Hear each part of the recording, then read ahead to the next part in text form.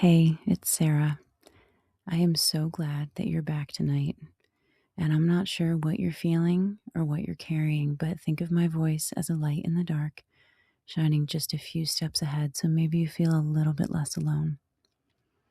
And I want you to know something very important tonight. I see you. I see the places you don't let yourself go very often. And I'm sitting here with you tonight because I know those places very well. So there's a fear that lives underneath all the other fears. And you might feel that fear try to rise up as I'm speaking. And that's okay, because I got you. And it doesn't usually show up in daylight. It waits and it lurks. It's like the boogeyman in the dark, and it comes in the quiet moments in the middle of the night or after a conversation that didn't go the way that you'd hoped, or when maybe someone looked at you a certain way and something in you went cold. And that fear might sound like this. What if I'm too much? What if I'm not enough?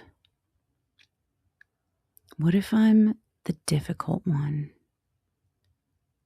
What if I'm the one who ruins things? What if the people who left me were right to leave? And you don't say it out loud because saying it out loud makes it feel more real.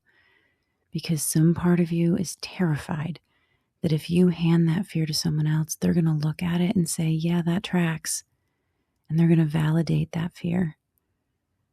So then you hold it alone in the dark, turning it over and over and over.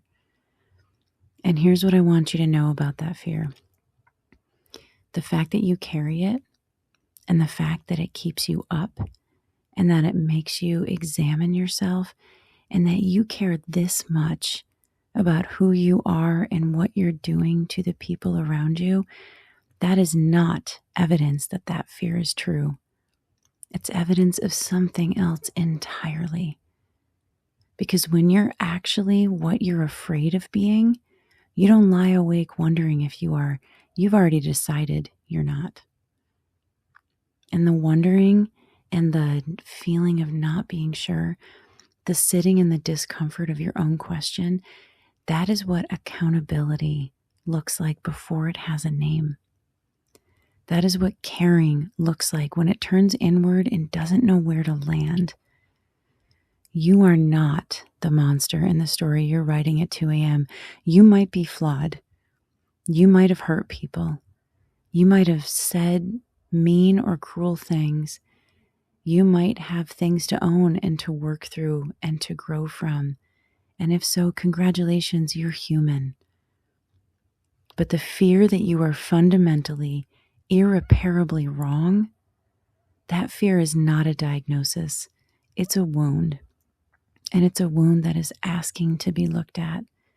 And you're doing it by coming here with me, sitting with me, and letting me hold space for that wound. You're doing it. And I am so proud of you. Because I know how hard it is to sit with that and to work through it. And I see you.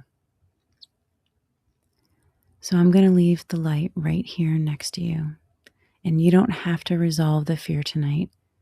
You don't have to decide what and who you are or what and who you aren't.